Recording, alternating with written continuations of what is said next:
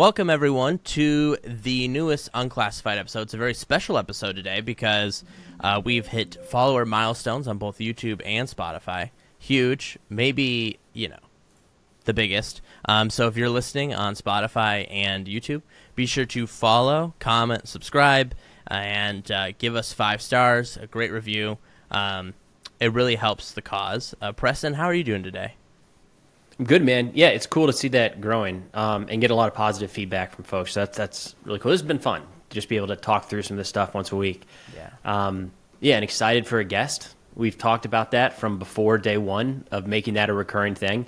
And I don't know if it's due to lack of laziness on my part. It's definitely not anything on Ben's end. We haven't done it, but one time we did one. But that'll be good. Bring in some different perspectives here. Yes. Yeah. Our guest is John Fowler. He is a former Australian diplomat to China. He also, as part of being an Australian diplomat, sued Japan in the International Criminal Court over whaling, and he won. He said, "Get out of Australia's exclusive economic zone. You can't hunt our whales." But my understanding is that they still do it anyway. So, moral victory there.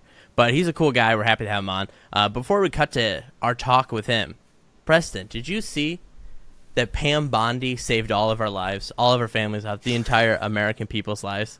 Did you see Grateful. this? She said that thanks to President Trump's border policies, that they saved 250 million Americans from dying from fentanyl. Does she think we all do fentanyl? That's 75% of the country. What is going on here? I'll tell you what, I've never done fentanyl, but as soon as Trump got in, I thought, all right, I'm going to start. And thanks to Pam Bondi for stopping us from doing it. All right, well, we hope you enjoy our talk with John Fowler, the founder of International Intrigue, a very great newsletter, and we'll see you on the other end. All right, welcome everyone to the Unclassified Podcast here we have a special guest, John Fowler. He was a former Australian diplomat to China. He also sued Japan in the won some court globally over whaling, and he won, but they still do it anyway, so it didn't really matter. And he's also the founder and CEO of International Intrigue, which is this beautiful, beautiful newsletter that is it gives you 5 things going around the world all at once, and I read it every morning, and it is, frankly, where I get most of my news. So, John, thank you for coming on.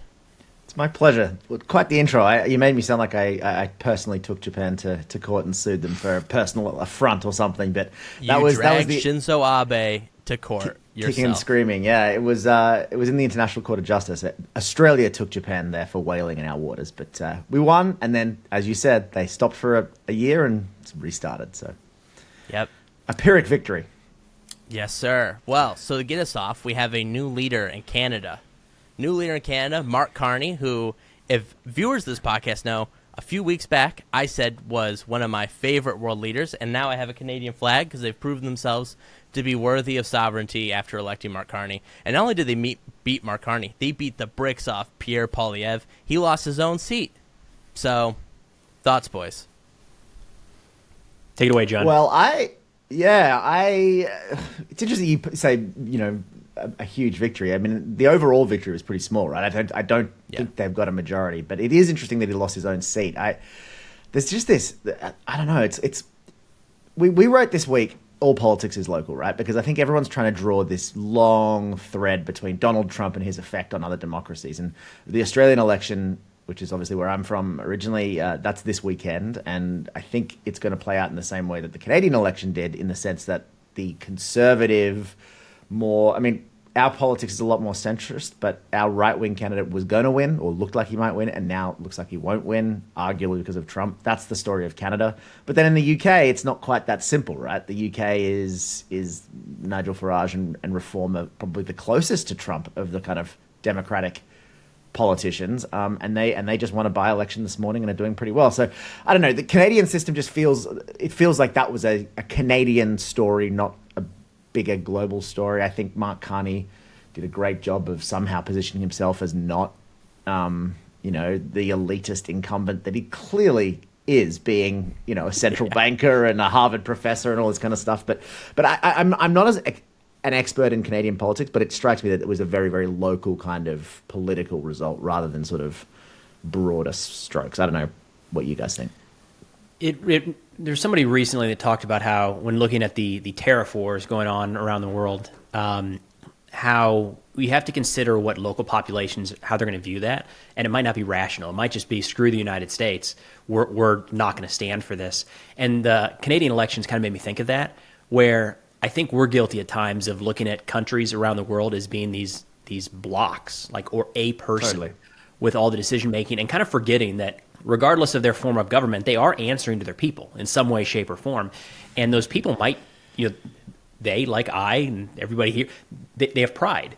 And all of the news that we get when anybody in the administration talks down about a country or an alliance, something like that, it very well could turn a vote locally to just say, screw that. We want the guy that's going to stand up to that. And to your point, John, I think Canada was pretty unique in that sense as to some others, but it'll be interesting to see if that continues.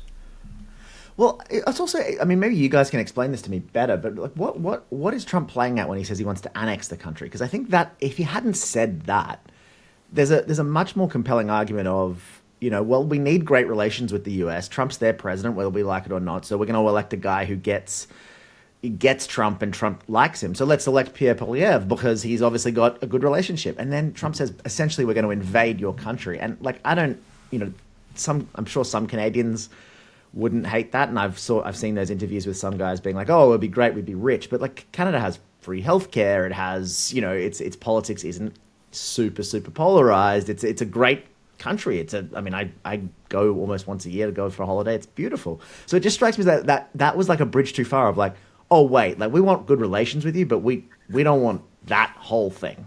I don't know what is he just running his mouth, Trump? I don't know. I guess so. He is. Well, so I do think he's serious. Justin Trudeau and Mark Carney have said as such. He is serious about taking Canada. Who put this idea into his mind? I don't know.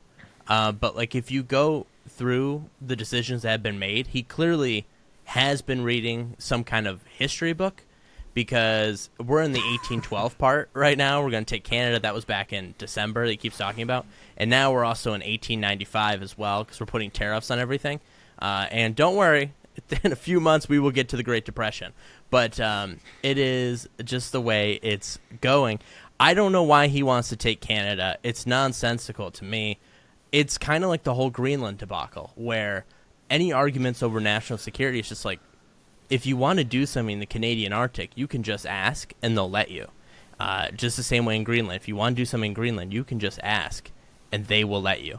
They just in the Senate, they just had someone testify saying, yes, Denmark has agreed to every single request the United States has made of them as part of that 1951 treaty about Greenland. So, yeah, we wrote about this week. I actually think Canada and Greenland are kind of different. I don't think that Trump necessarily says he wants to annex Canada because it's super geopolitically strategic. I mean, it is obviously, but I don't think that's the driving thing. Your explanation there. Someone gave me a history book and he read the cover about wanting it to be part of the US might be why. But the Greenland stuff makes more sense to me. I think it makes a lot more sense on two fronts. One, Greenland is a super strategic place. Like I really think that it would benefit the world as long as Greenland stays in kind of Western hands well, whatever that Western hand is. But like as long as it stays out of Russia, out of China, the deep Arctic is going to be over the next 100 years a really, really important place. But it also makes sense to me that Trump doesn't understand that you don't have to own it to get what you want. The great amazing thing that you guys, America, has achieved over the last 90 years is essentially running the world, getting access to wherever you want, and you haven't really had to occupy anywhere. Obviously there's a ton of things there, Iraq, Vietnam, all that kind of stuff. But like genuinely, like the Roman Empire, the British Empire, they had to have troops, governors, vice-regals sitting in the country, they had to own the country. And you guys have been able to do, something pretty similar in terms of influencing the world over the last 80 years without having to have a governor of Greenland. You let Denmark do it, and you work with Denmark to say, oh, do you mind if we put a couple of troops there? And like that's what he doesn't get, I think. He's going back to this old world of, well, if we want Greenland, we need to have Greenland. It needs to become a state, and it needs to be under my authority. Like it's a very kind of old world black and white kind of get a map and draw a line kind of thing, I think. A lot of Do you it to think me he has has a felt learning like disability? Go ahead, John. Preston, go ahead. I was going to say a lot of it to me, especially the Canada and Greenland stuff, to me has felt like a joke, and then the person doesn't get the joke, so you double down and say, whatever, it wasn't even a joke for you to get. I'm serious, watch. And then you move forward and say, the trolling of Trudeau and 51st state stuff, it came across to me like a pure troll, and then at some point we switched over and we're like, you know what? No, this wasn't a joke. We're actually going to do this. Yeah, that. I honestly think that's probably the right explanation. It's that Occam's razor thing. Like the simplest explanation is often the most correct one. I think you're probably right. So, John, at the beginning of all our podcasts, when we have a guest on, we like to do this thing where we kind of conduct it like a Trump cabinet meeting. So could you just spend the next 20 minutes praising Preston and I individually? And then we'll proceed to the rest I of will it. say, I noticed during your interview, in your introduction, Ben, you started to talk with your hands a lot and say, it's a beautiful, beautiful newsletter. And frankly, it's the best newsletter I've ever seen. So I think maybe you've got some sort of Stockholm syndrome because you follow Trump so much. It is. When I have to cover him, I end up... the hands come out, and I end up talking like him, and I can't stop it. But if you go back, you can definitely tell when I've been covering Trump for my job each week because it's rough. It's frankly we're gonna do something about it. But well, yes. I must say when I've lived in a bunch of different places. I lived in London and Germany, and I am pretty quick to pick up not necessarily the accent, but like the turns of phrase when I like live in different places. So I have some sympathy for you, but you got to be careful. You got to watch that one, man. Well, they did. Yeah, it's horrible. They did that whole cabinet meeting stuff. It's a mixed bag, right? I like that they have all the people sitting down, and I like that there's reporters in there. I just wish the first 60% of everybody's time wasn't spent praising the president. Like, you only have so much time to talk about what's going on at DHS or DOD. Like, just get to that. Let's focus on that. But interestingly, in the most recent one, we had National Security Advisor Mike Waltz doing the thing, talking up how great Trump is, and it seems like while he was doing that, the decision had already been made that he was out. Is that kind of the vibe we get? Well, I mean, your last pod, I think, Ben, you mentioned you're like, where is Waltz? Like he's gone off the radar, and you know, it certainly seems like he has. It's an interesting one because his potential new job of ambassador to the UN is a Senate confirmation. It requires Senate confirmation, which, like, I don't know, like that's going to be pretty tough for a guy who was, you know, at the center of the signal leaks and like is like. There's going to be a lot of, I think, fire that they would like to direct at Pete Hegseth that goes to Mike Waltz and told to like sort of explain yourself. And I don't know, it doesn't feel weird. Like I think a couple of Republicans might not confirm him there. So I wonder if it was kind of like you're on the way out, but I want you to have some face, or I want to save face for myself. Like it wasn't a mistake appointing you in the first place. So I'll appoint you to this job, and then you won't get it. Like I'll figure out, you know, a couple of months in, like, oh, you're not going to get confirmed, and we'll just pull you back like we pulled back Elise Stefanik, and basically everyone will forget that it ever happened, and I don't look as stupid as I am. I don't know. Maybe that's too many moves ahead. That is a good point, though. He does have to go through Senate confirmation, and they've kind of just been ignoring the Senate as a whole about Signalgate. So I wonder what the strategy is there. But it seemed like the State Department press conference, they were taken off guard when they got the reporters just said, yeah, I got a notification that says Marco Rubio's now the National Security Advisor and Mike Waltz is ambassador to the UN. And the spokeswoman was clearly flustered. Like, I had no idea. Yeah, I mean, I've got friends inside the State Department who, I mean, and I'm sure you guys have them in the Defense Department and other parts of the government as well. And it's no one knows what's happening until it happens, because I think for two reasons. That's just Trump's kind of style, to make decisions and then announce them, and no one can tell him not to. But secondly, I think they're really burned by leaks. There's still clearly some pretty leaky parts of the White House, like the close advisors to the White House. You know, I'm reminded of when Musk was going off to get a briefing at the Pentagon and about China for reasons that escape me that was set up. I suspect Musk kind of did that on his own, and that leaked, right, to stop it. So like, there's still this element of like, I don't think there's a whole lot of trust in the top of the Trump administration, which I guess that's how you kind of make sure that you have a really tight need to know. You announce someone's fired, and the spokesperson is not someone in the Trump world that needs to know. My guess a few months ago is that Rubio would be the first secretary out. I'd like to walk that back now, because if Rubio leaves, the government's going to collapse. We can't have somebody running 4 jobs step away at this. I was going to say 4 jobs, right? He's now there. And the most important of which I saw is that he is now the official American archivist or something like that. Yeah. American archivist, U.S. AID admin, because they can't officially dissolve the agency without congressional approval. Secretary of State, and now National Security Advisor. 4 jobs, and what a great job he's doing in all of them. He seems like he's... Whatever happened to that guy? Do you not get the feeling, though, he's like the one sort of, put your personal feelings of his politics or anything like that aside, he feels like he's the one vaguely serious person in the room, though. I don't think he's the kind of guy advocating for much of the stuff the chaos that's happening. I don't think I think he's probably appalled by the Signalgate stuff as much as anybody. It seems like he's more sensible anyway. He's caught far less flack than anybody else. I don't think it's close. Yeah, I agree. Do you think that whole act he puts up in press conferences and on cable TV, do you think it's like behind the scenes he's like very legit, not and less dear leader than he is in public? Oh, I don't know. I don't have any insight on that. But I think fundamentally he's a more serious person than a lot of the folks who are in the administration. I mean, this is a very kind of establishment, smart politician. He's a smart guy, and he's an establishment politician who came up by being kind of like, the gold star politician. I've achieved this, I've achieved that, I won these elections. And he obviously got his absolute rear end handed to him by Trump in those primaries where, little Marco and all that kind of stuff. So I think fundamentally he remains a fairly serious person. Like, I'm sure when he is running the State Department, he's not starting meetings with his officials with like a dear leader praise thing, because I think he realizes how kind of ridiculous that whole thing is. But I think in public, he's one of the kinds of people that you can look at it 2 ways, right? Like, you can be like, oh, thank God there's someone who might have some sensibility in executing his role, or you can be like, those are the real dangerous people because they're smart and they've given up their own sense of dignity and pride to like make peace with the dear leader, and that's kind of more worrying in a way because they're smart and they have no principles. I don't know, but I don't think he's kind of like a Hegseth, who obviously is just so out of his depth, but just gets angry at everybody and turns to the bottle if he gets upset. So. Probably shouldn't say that.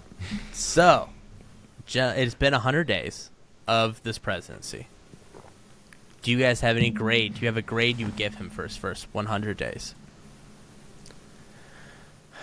I like to try to keep this in the realm of what we talk about here. So, national security, foreign policy. On that realm, I'm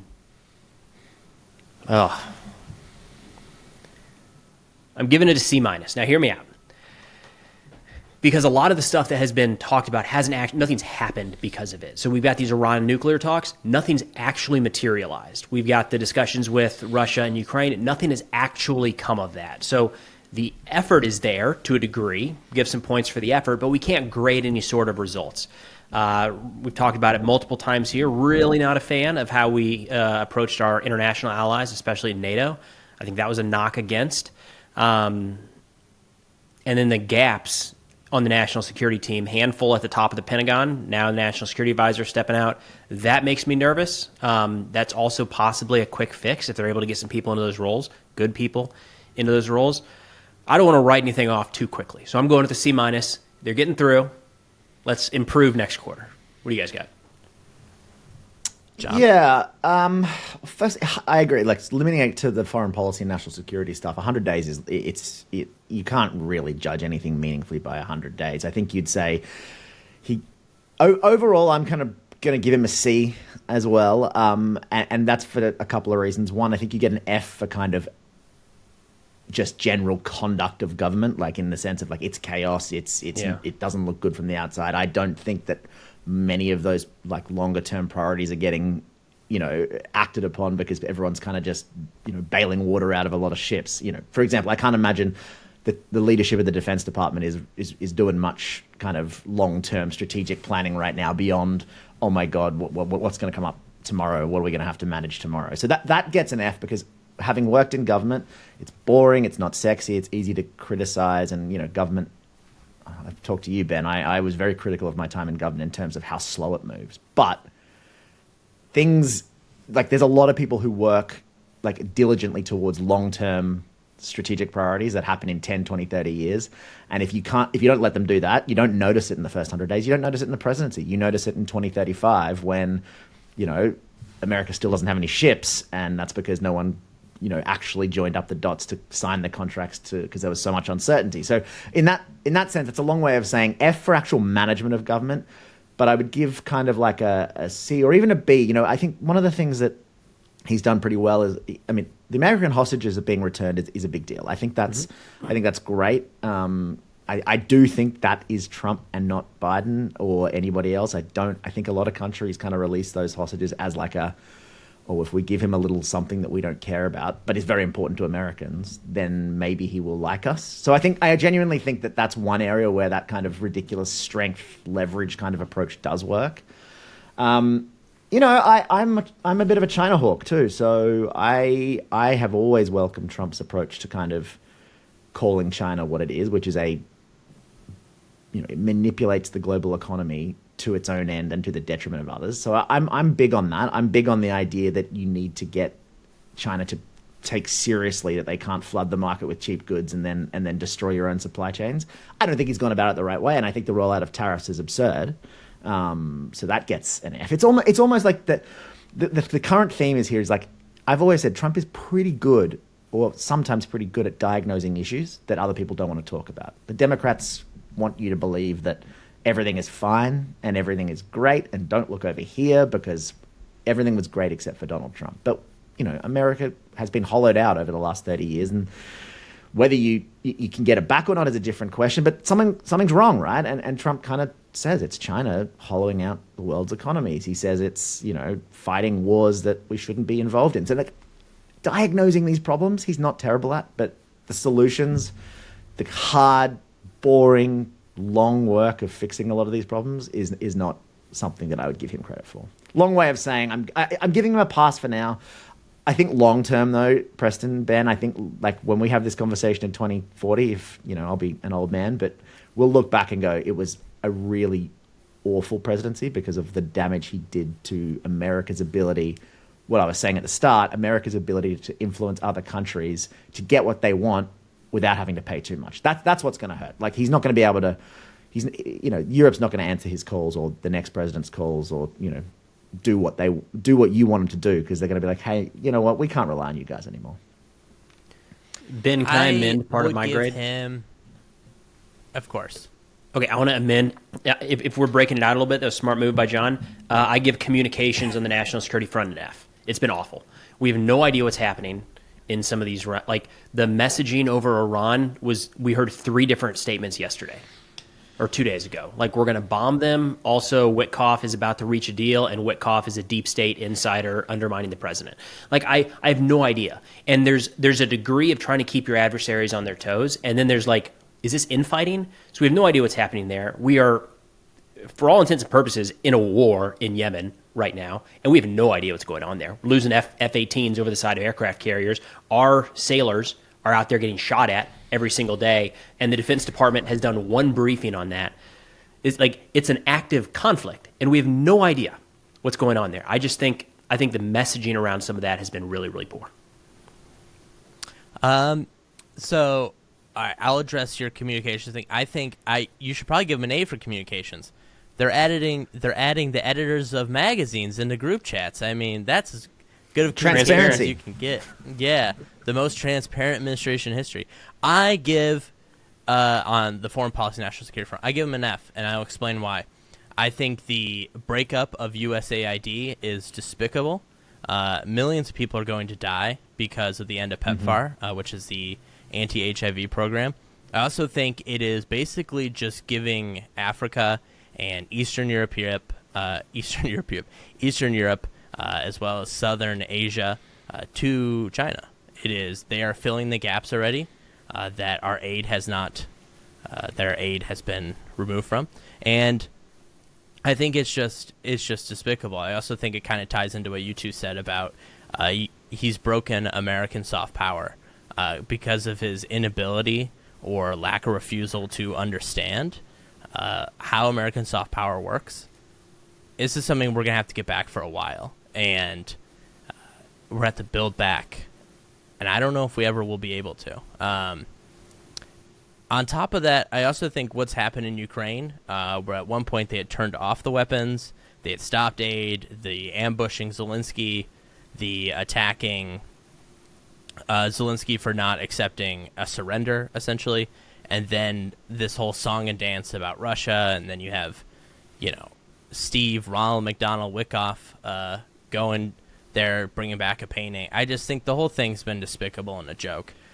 So I give them an F there. A lot of that stuff, though, you're talking about is, to Preston's point, comms, right? Like the materiality of what's going on in Ukraine hasn't really changed, right? It looks like he might be souring a little bit on Putin.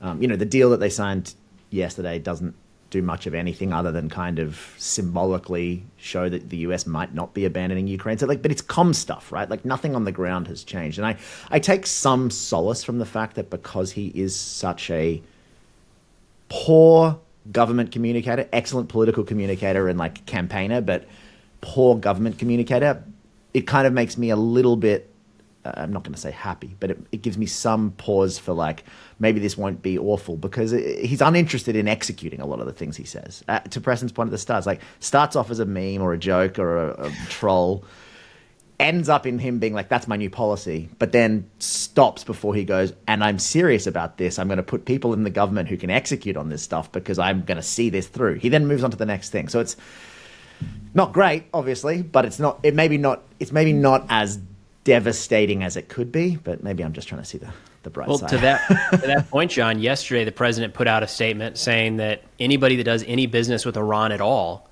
we will do no business with entirely, effective immediately. And well, China buys a little bit of that oil. So it's that kind of thing. We're if that comes to fruition, that's effectively saying, as of today, we are no longer doing any business with China. Big deal. Just the idea that if that does actually play out, that's really serious.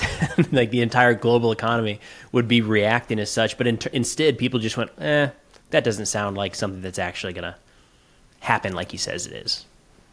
Well, you see that in the markets, though. The tariffs, he'd been talking about tariffs, firstly, his whole life, but secondly, the whole campaign, and thirdly, the whole time until he took office.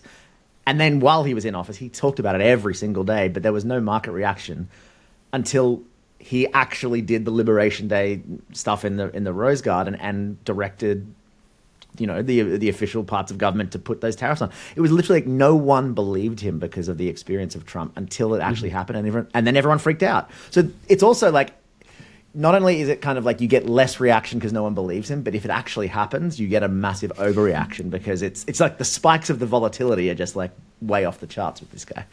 Yeah. I think the Iran threat, and now they're trying to do this, rushed this bill in the Senate and the House where they're going to, anyone who buys Russian oil or gas will have to pay a 500% tariff. I don't know if these moves have as much leverage as they otherwise would if the tariffs didn't exist. Because these moves very much feel like moves you would make without tariffs. But now you have these tariffs and people are defecting, you can't get a trade deal, you're fighting with the EU over the tariffs, perhaps intentionally fighting with the EU over the tariffs, and I just don't see how that really works for anyone. Yeah, I think there's we're sort of running the gamut on everything here. I think there's a very interesting dynamic that isn't talked about much with the trade policy relationship with the EU. You guys might remember during the campaign that Silicon Valley kind of famously flipped from being, well, not, I shouldn't say the whole of Silicon Valley, but some fairly influential folks, the All In podcast guys who I'll reserve judgment on, but the A16Z guys and all those kind of more cultural warriors in Silicon Valley all went for Trump. And their biggest bugbear over the last 10 years, I would say, longer maybe, has been European regulation of tech.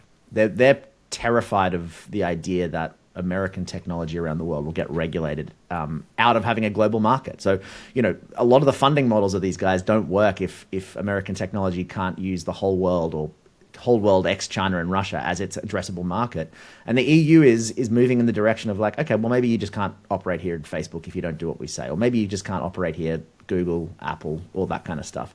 So I think a lot of the EU kind of trade disputes are being driven by some of those folks, which brings, and I mention it because it brings in a whole new dynamic, is in that it's not necessarily Trump just running his mouth to get leverage to like say, hey, come back and make a greater deal with me. That actually might be more systemic because it comes from a place of people who have done a lot of joined up thinking on this stuff, and they've said, we'll support you. This is the one thing we care about. We won't get involved in any of the other stuff. In kind of the way that Musk kind of said, my thing will be Doge, and Trump didn't really rein him in on that as long as Musk didn't start to get outside his lane. So I wonder if the EU tariff dynamic might be different from the China dynamic, but it's speculation as so much is. It's interesting. I suspect that the EU tariff trade war fight that's at hand here, now I understand that it's like on pause, but not really because they still have a 10% tariff. I think it will be harder than China because I think it's kind of like a fight with, you ever have like a falling out with a best friend and it's just pretty nasty because there's like a sense of betrayal and anger? I think it's like that, right? I think the Europeans have a point to prove, especially to J.D. Vance, about, I think you're just being nasty, and I think they're gonna want to prove a point, and I support them proving that point. But it's also cultural though for the EU. They can't really give America what they want if what America wants goes against kind of the way Europeans see themselves in the world, which is a much more regulated society that values quality of life and they're not people who go free speech is the most important thing that we have, and they will openly tell you. Most European countries will say no, there should be limits on speech. So that's a whole cultural difference that the US has and that tech community has. So I don't know how you bridge that gap if that is indeed what the kind of trade tariff regulation battle is about. I don't know how you bridge that. Yeah, I don't know. But China, though. China. They are not speaking to the United States currently. And what do you think here? What do you think's happening here? So they refuse to speak to him. The White House seems to be begging in public or trying to project strength. I don't really know how to take what they're saying publicly, especially when every time they say it, China says that's not true. What is happening here with this trade war between the two of them? Seems like Trump wants to de-escalate, but maybe his ego's getting in the way, or he wants concessions, but China is not buying it. What do you think?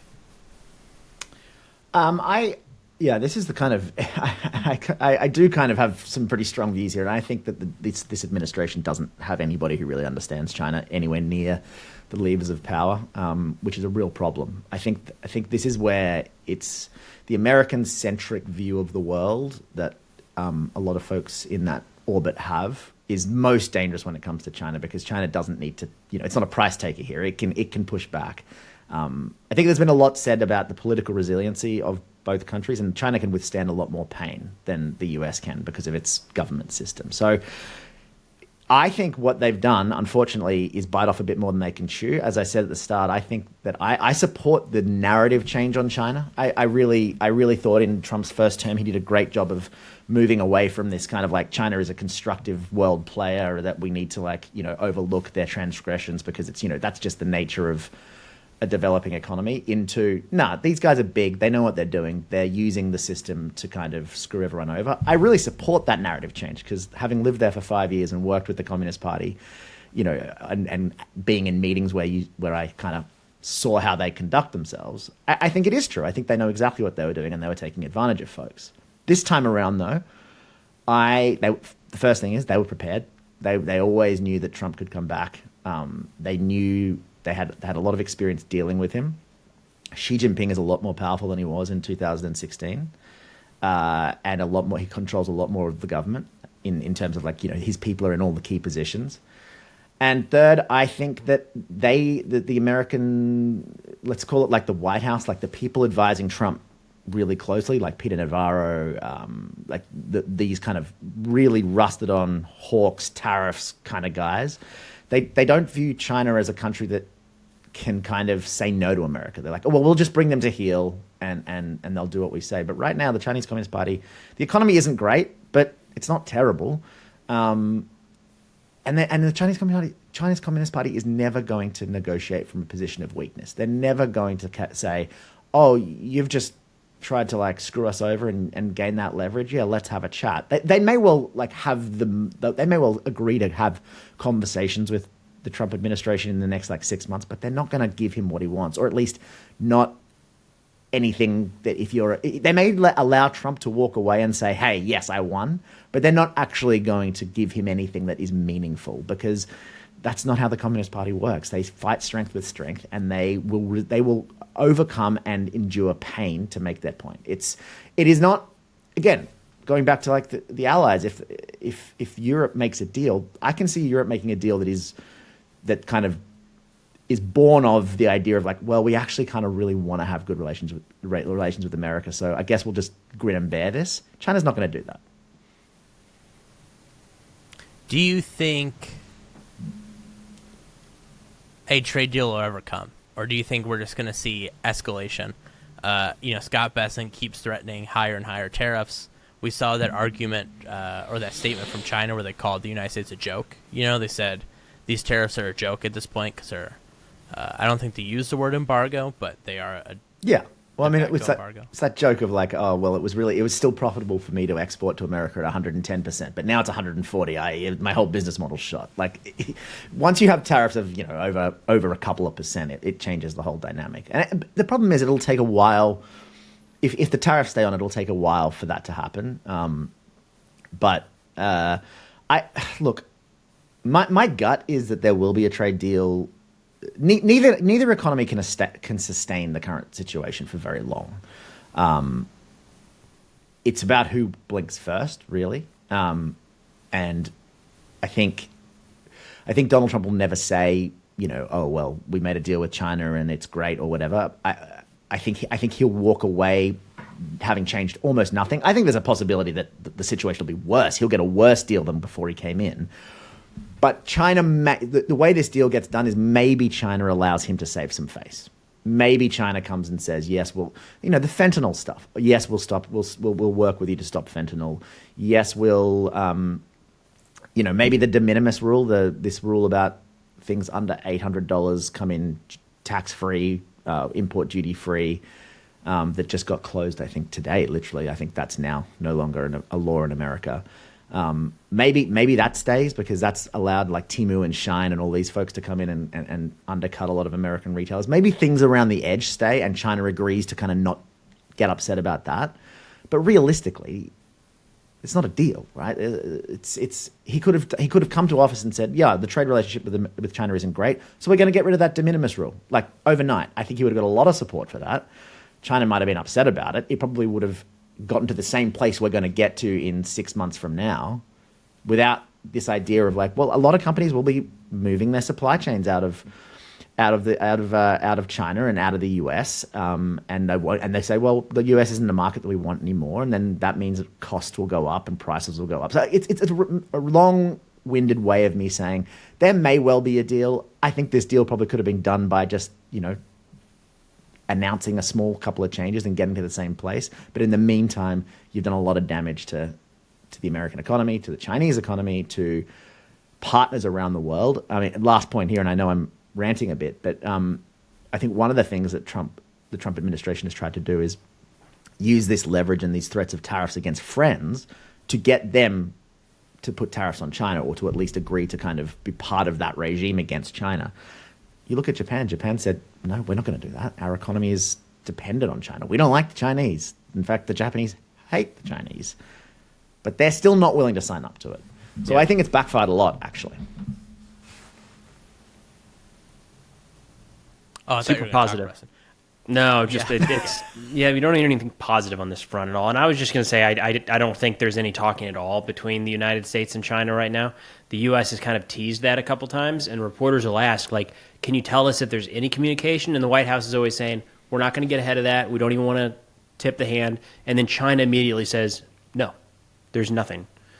It's like there's not really an incentive. We've seen the Why White would House they? a couple times. Yeah, we've seen the White House a couple times say like, yeah, we're talking with Japan today, and because they kind of like that, it feeds into this. Progress is being made, but all of a sudden they're not tipping their hand. I think there's no communication happening there. I agree with you, and I think it's this idea that Trump will create leverage and they'll all come back and kiss his ass. I think, as he said a couple of weeks ago in a speech, is it's maybe true of some of the smaller countries, but it's not true of China. They're not going to do that. And again, not to get into a long ranting answer about Chinese history, but like they have always seen themselves as the center of the world. They see themselves as the center of the world now, and their model of like existing in the world is you come and pay tribute to us and you respect us and we may, through the grace of our good natures, give you what you want if you go through the proper kind of, in the old days, come to Beijing and get on your knees. Now it's kind of like, be respectful, don't make us look stupid, give us what we want, all that kind of stuff. And that's not what Trump does. So yeah, I agree with you. I don't think they are talking. And I think when they talk, if they talk, it'll be very much like, what little crumbs can we give to Donald Trump to make him think he's won? And that's it. Donald Trump doesn't actually care about the substance of what happens. He doesn't care to follow it through. He doesn't care about saying, it's not sexy, but I've reordered the relationship with China, and in 10 years, America will be a better country than it would have otherwise been. He cares about like a big pen and signing something in the Rose Garden. China knows that, so they may give him that moment, but it's not going to actually do anything good at the sinews level of how this stuff works, because it's so complicated. Do you think any trade deals are going to come? I feel like it's a month anniversary since Liberation Day. Do you feel liberated? Truly, I feel so liberated. But they've been talking now for weeks on end, 4 straight weeks. We've had Scott Bessent go up there and just say, yeah, trade deals come along the way. No trade deals come yet. Even like when they're like, oh, we'll sign frameworks that we agreed to negotiate a trade deal, those haven't even come out. I saw a financial analyst say maybe you'll get a trade deal with Japan, but that's like going to prom with your cousin. And I am shocked they can't even get one with Japan. No one seems to be wanting to do a deal with them. But what are we talking the about Japanese, here? Like, what is a trade deal? Like, what? Like, are we talking like a free trade deal where like we agree to liberal? I mean, I worked on a lot of free trade deals in my time in government in the early kind of 2013 when these things were still sexy. They take ages with your best friends. Like we had to negotiate them with the UK, who we are still having a Union Jack on the flag, so part of the same country almost. Although my Australian friends will probably kill me for saying that. But it took 2.5, 3 years of, all right, we're off to London for 2 weeks of talks. We'll go line by line through, frozen beef parts imported, not oxtail. How much are we reducing that line? Okay, we agree. Negotiation, blah, blah, blah, blah, 2 days. Okay, we agree on that number. There are literally thousands and thousands of things to negotiate in a trade deal if you're doing a trade deal. Or are you talking more about, okay, the Prime Minister came over, he shook my hand, he made me look good, and we agreed that in the future, like, no more tariffs. Great stuff. Like, piece of paper, sign it, move on. Like, because that's not a trade deal. That's like a piece of paper, right? So, like, it depends on what you're talking about. If you're talking about a trade deal to genuinely, liberalize trade, I guess, I don't see that happening. Not in this administration. They just take too long and aren't good TV. If you're talking about maybe a reduction of the tariffs or a removal of the tariffs that he just slapped on, perhaps. Do you think your home country of Australia are they interested in negotiating a trade deal with him? I mean, you already had a trade deal, and we still do. Through a 10% tariff. We still do. It's kind of weird. You have a trade again. The mechanics of a trade deal are really complex. I mean, it's stuff like, how do we agree to label how your farms do this thing to make sure that they're compliant with our laws? Like, it's really boring trade. Oh, God, it's deeply boring stuff. So we have a trade deal. We still have that trade deal, essentially. All that's required is essentially the 10% tariffs that we got to come off for it to be back to where we were. So, again, are we going to negotiate on that? 100%. Like, we really don't want those tariffs. So I have no doubt that the embassy in DC and the Australian government are constantly lobbying. But, that's, again, it's not a trade deal. We have that trade deal. It's to get rid of that thing that he just kind of put on top. So they say that in July, they're going to have 3 weeks of negotiations with 6 countries each. So I assume that means they're taking Sunday off, but they're taking 1 day for each country, and they're going to cycle them out. And that by the end of July, they're going to have 18 to 24 trade deals to announce. Do you think that is going to be the biggest crock of shit you've ever seen, or do you think they're going to pull off a modern marvel? Again, the way governments work, that if your big boss says, I want to sign something at the end of this, you stuff it full of nonsense to make him sign something. Like and it's not just Trump. We used to do that. We used to be like, well, we need something to announce, otherwise the foreign minister's going to look like an idiot at the press conference. So can you just do up like a document that looks good with some, like, we agreed that we might work together in the future at some point, but we're not saying when. Like, yeah, they may get 24 documents like that. 1 or 2 might actually have something in it. But again, like, you can't negotiate meaningful stuff in a day. Like, for God's sakes. Like, you think about your own life. Like, going to the post office, if you need to send something to another country, takes you an hour to fill out the customs forms for a package. Like, what are we doing here? Talking about a day to resolve a country's trade issues? Like, no. But they may he may give up. He may say, oh, this is my big elaborate showpiece theater, to announce that I've given up all the tariffs on these countries because they're good countries. Maybe he does that. But it's not a trade deal. He's giving up something that he did in the first place. Like, yeah. Do you think the Western allies, or like our allies in the West, have an incentive to hold out on the trade deals, knowing that it makes things worse domestically for him, making him more susceptible to agreeing to a better deal and or potentially getting back the America that they came to like? I mean, Preston, I'm interested in your view on this one too.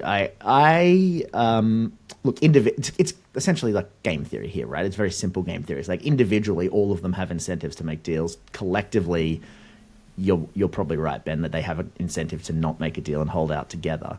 I don't think, if you're talking about allies, genuinely, I don't think any of the allies want to hurt America. I really don't. I think Americans and America, the country, has built up so much goodwill in most of the Western world that, like, everyone knows Americans. Everyone has been here. Everyone, like, I don't think anybody goes, aha, this is our chance to hurt Donald Trump politically. I really mean that. I think maybe political pundits would say that. I think maybe some people would say it, but that's just not how people in government tend to think, in my view. At least not anyone in power. Maybe, like, if the Communist Party was in power somewhere, maybe they would, but UK Labour isn't doing that.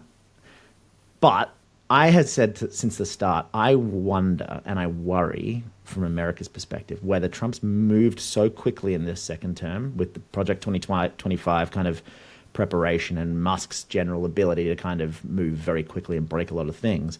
I wonder if he's moved so quickly and hit so many targets at once that all those targets, i.e. other countries, look around to each other and go, oh, it's happening to you too? Oh, it's happening to you? Oh, maybe we should think about talking together to push back. Whereas if China's tactic generally in the world is to divide and conquer, but they don't pick too many fights at once. They come after Australia so that when we beg for help, everyone else goes, oh, but we're not being attacked, so we'll just stay out of this one. But if China started attacking every country all at once, everyone would look around and go, guys, we got to do something together. And I worry that that's what's happening this time. So again, they won't hurt America, or that won't be the intention, but I do think that they may band together and say, listen, if he's going to try and pick on you, almost like a NATO alliance. It's like, if he's going to pick on you, he's picking on us, so we're not going to make a deal unless he stops picking on you. Maybe. It feels to me like in a personal disagreement with a significant other or spouse or a close friend, where the tensions are getting real high, emotions are running hot, and somebody says, you know what, I'm going to come back to this because I don't want to say something or do something I might come to regret. It seems like we're changing these tariffs left and right, and like what actually applies and what doesn't. And when, plenty of countries have done nothing and the tariffs just fell off or were reduced down to 10%. So if I'm an allied country of the United States, it seems like the best move right now is to just maybe there's stuff happening behind the scenes, but don't take any significant action, because you might do something in this, emotional environment that doesn't actually have to be done if you just give it another 10 days or maybe until July.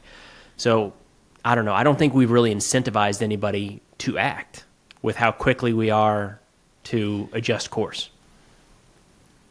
I agree with you. I've seen a lot of articles saying that like the way to react here is just keep below the parapet. Don't kind of make yourself a target, which of course is the tactic from Trump.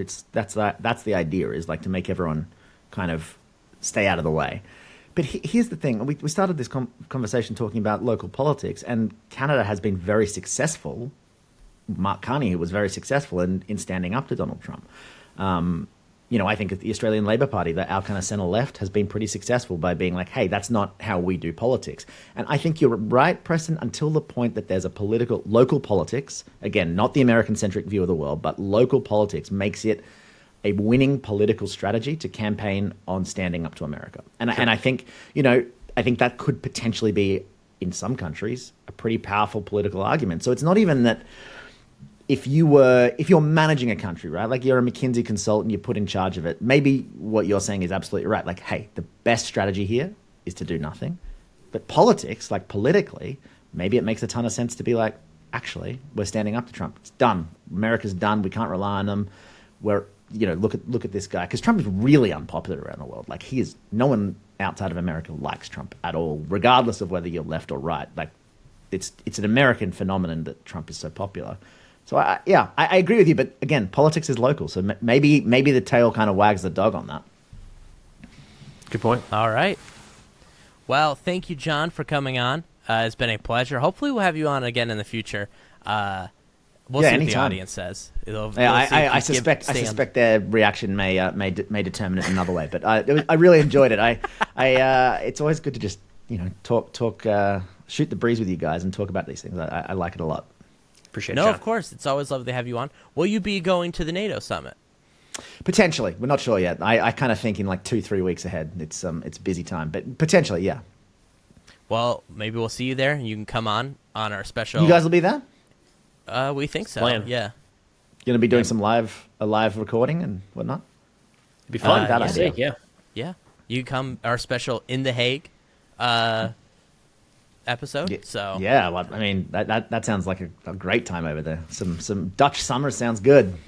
Yeah. Maybe we'll get President Trump on. We've been trying to get him on. He won't come. Do you think he feels like this would be a good forum for him to get his point across?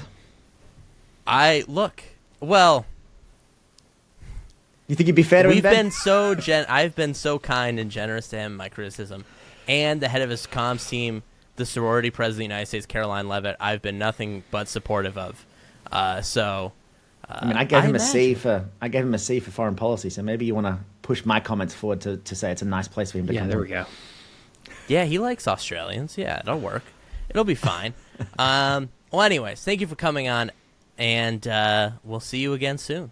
Yeah, my pleasure. Thanks, guys. All right, so thank you again to John for coming on. That was such a great talk. We really like him. Make sure you go subscribe to his newsletter, which is International Intrigue. It is brilliant. But we have some viewer questions, because last week we did not have any. So the first one is from Spotify, Preston. They don't ask a lot of questions there, a lot of praise. We like when they praise us. They don't ask as many questions, but this one came in. If Kamala had won the election, do you think things would be better right now? That's really broad. Tell me about it. So I'm going to stick with my lane: foreign policy, military, war, conflict. Probably. I feel like there's a lot of chaos right now. With Waltz on his way out or up, not sure, promoted to the ambassador role. We've got some gaps in the Pentagon, and I don't like that. I like more consistency in our national defense team, because while those gaps are there, China and Russia aren't stopping. North Korea is not stopping anytime soon. They may not necessarily try to leverage that advantage, but I don't like the chaos in that entity. It doesn't feel like one of the places that we should be taking risks. So in that sense, I would say yes. Look, by and large, I would say I'm not super happy with the direction a lot of our foreign policy has gone, but I feel like it's easy to overshadow some of the things that have been a positive. I like that we have seen more of a push towards bringing about an end to the war in Ukraine. I think the understanding now is that it's not going to be fast, it's not going to be easy, and we got that out of the way. But nonetheless, I'm in favor of people talking. I like that there's more focus on Iran. We need to actually do something about their nuclear program. Technically, nothing has been done yet, but I think that's a step in the right direction. When we get into some of the talking down to our allies and questioning whether or not NATO is actually a viable alliance going forward, I don't think that's net positive. So mixed, I would say net, it would be more positive right now in the foreign policy sphere if Harris had been elected. That's my hot take. What do you got, Ben? Yeah, I'm So you got a surprising take here? My answer might surprise you, but I do think things would be much better across the board in every sphere. And even if you didn't like the status quo, it's definitely better than this tariff nonsense and the attacking Harvard and PBS and this Gestapo thing they got going around, taking U.S. citizens at the border. Yeah, not a fan of that. So I think, yeah, it'd be better across the board. I'm glad to see something's happening there with Iran, but I think that might be, is that their only, win? This current I would also put in, immigration's never been high on my list, but that there's been a lot of action on the southern border. It's not something I focus on a lot, but everything that I've seen coming out of that seems like there has been a significant change. The border is more locked down now than it has been in a long time. That's my understanding. I would say a trending in the direction of a win is going after some of the cartels in Mexico. Mm-hmm. It's just instability in a country that we share a very large border with.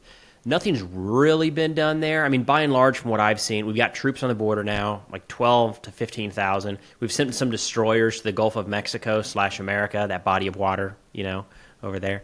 Yes. And and that terrorist designation has been used to deport some people in the United States.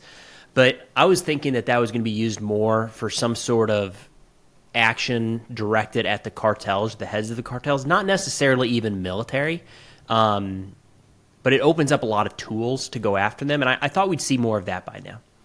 But I would put that in the category of it's kind of trending in the right direction. I think that was a good move. We just haven't seen a lot there yet. Absolutely. This next question is thoughts on Cuban statehood. Is that in the conversation? Do they want it? No, I have not heard Cuban statehood mentioned since 1895. I don't know. They just said they thought it was excluded due to racial differences early on in the 19th century. So, do you think it'll come back? I'm generally in the camp of if both parties want to do that, then let's go for it. So if we say we'd love to have you as a part of our country, and that country has a genuine, free and fair, monitored vote. None of this Crimea 2014 nonsense.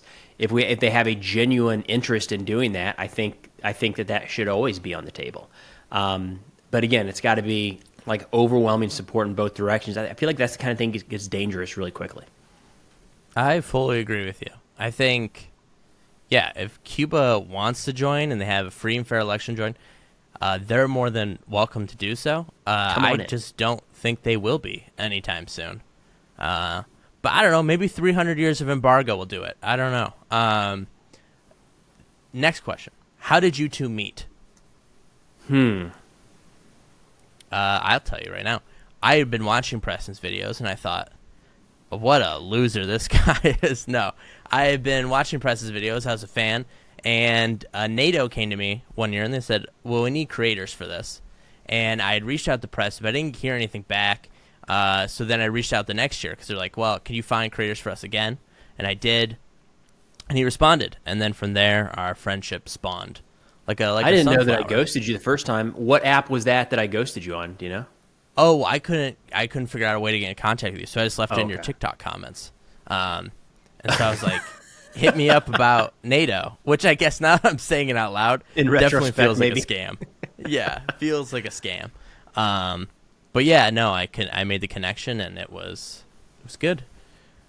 This next question: how can the isolating bubble? Speaking of which, yeah, are you doing NATO this year? I just got an email today about going to the Hague. I think I will. I've been listening to too many of these podcasts about what's happening at airports, where they're like detaining travelers, like U.S. citizens, and doing advanced screening on their devices and questioning them on end about what they've posted on social media. So I think I will go, but I am a tad nervous about going, at least coming back to the United States. So. All right. I hadn't really thought about that, so thanks for planting that seed. But yeah, maybe we'll do an episode from the Hague. Yeah, it'll be great. So the next one is, how can the isolating bubble at both sides on social media be broken? I don't have an optimistic view here. I think that we're not smarter people than me have said this, so I'm going to butcher it, but I think communication outpaced our ability to think and reason. Just 30 years ago, the village idiot, call him whatever you want, he might say the craziest things in your little town, and people knew not to listen to him because he was off his fucking rocker. And he was always spouting crazy stuff, but it didn't really matter because you just had to tell your kid, hey, when you get older and you see crazy Preston over there, just don't listen to him because he thinks he was abducted by aliens last year. And limited damage. But now, crazy Preston over there, doing that to try to avoid throwing random names out there. But he hops on Twitter and talks about being abducted by aliens. And next thing you know, he's going viral across multiple platforms and going on top shows, and he's out of his mind. So I don't know. I feel like we don't have that figured out yet. And that kind of feeds into the left-right bubble because it keeps getting worse. And every year or every few months, I think it can't get worse, and then it does. And it is alternate realities, and it's so frustrating. I think it's harder and harder to find people that can criticize both sides. I don't know, man. This is not a very uplifting thought on my part. Where are you at with this? Like I said, I think both sides, no, I think you're right. Everyone lives in a different world. I think the thing about the alien, very true. I've also noticed that conspiracy theorists have gotten very lazy. When the power was out in Spain and Portugal this week, they said it's this rare atmospheric thing that happened. All right. I was inclined to believe it was a Russian cyber attack, but which I guess is not true, by the way. But the conspiracy theorists they say it's a rare atmospheric condition. I'm sure. Okay, well, what are you suggesting it is then? You're just denying the narrative? What do you think it is? They're just lazy. So yeah, I think... Just asking questions here, man. I'm just asking questions here. Yeah, I think people are... Yeah, I think the United States would benefit from being less online. And like you said, sure. I also think the monopolization of the media that existed in the 60s, 70s, I guess it kind of came to an end in the 80s, was good. Kept everyone working on the same facts. And now we just exist in a post-truth era where, it just seems we're going through a very big anti-intellectual movement. So I had some, been thinking recently how you'll see something online said by a government official, be it here in the United States or elsewhere, that's just blatantly false and easily provable as false. And it reminds me, when we started to get this spread of information and you can pick up your phone and look up whatever you want right now, I thought that's going to make it so hard for people to lie. Because when I say that Canada voted this year overwhelmingly to join the United States, like, it's a lie. And you can look it up right now. And everybody listening has access to that same information to see that I just made that up. So that would disincentivize me from lying. And that hasn't been the case, at all. And I don't know what to say about that. Alex Hollings does Air Power over at Sandbox News, has a good rant he'll go on from time to time about how we look at media and say you take traditional media and say Fox comes down on the right and MSNBC comes down on the left, and you say it's broken. And his argument is it's not broken, it's a product that's appealing to an audience because they're trying to make money. So Fox didn't start to veer right because it was some personal ideological bent.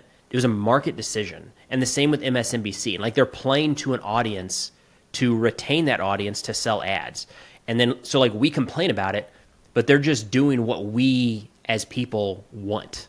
And I feel like that same thing has happened in the independent media.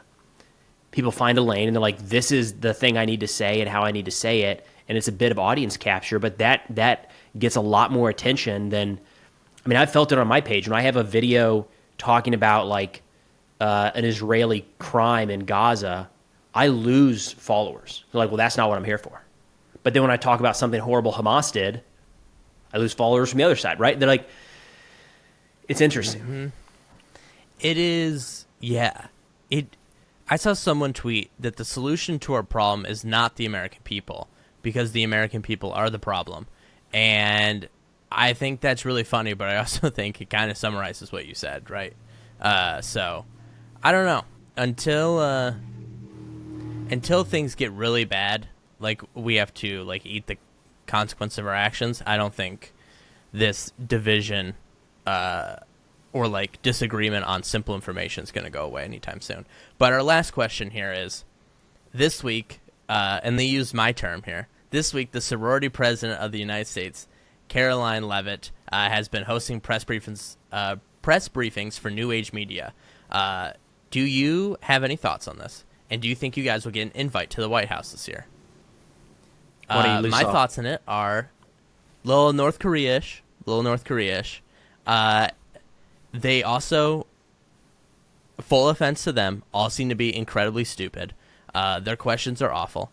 And do I think I'll get an invite to the White House this year? No. Would I go if I was invited? No. Preston. Yeah, the people that I've seen so far, I'm not familiar with the vast majority of them, but it seems like online media from the right side of the political spectrum. It seems very partisan, and I don't know the right comparison here. Again, this is kind of a new initiative, kind of. We were just talking about the NATO thing. Now, NATO's bringing in people that they've looked at their content and they're going to be generally supportive of the alliance, right? They're not going to pull in somebody that says NATO is, some Jewish cabal of underground baby snatchers or something. So there's definitely some screening going in there. This feels different in the sense that it's very overtly partisan. So I would say that I would not expect an invitation. It seems to me like you've got to be in that sphere, like very clearly on that team, and preaching the good news from that side day in and day out to get an invite would be my guess. It's kind of how it looks so far. I like the idea. I think it's the right direction. I think it's probably hurting the credibility of the people outside of traditional media when you get somebody in there with this access. And it's a mixed bag, man. And you know this, because when you get the opportunity to interview someone senior, you think this is really cool and the audience is going to love it, but they're not going to drop any new bombs on you per se, right?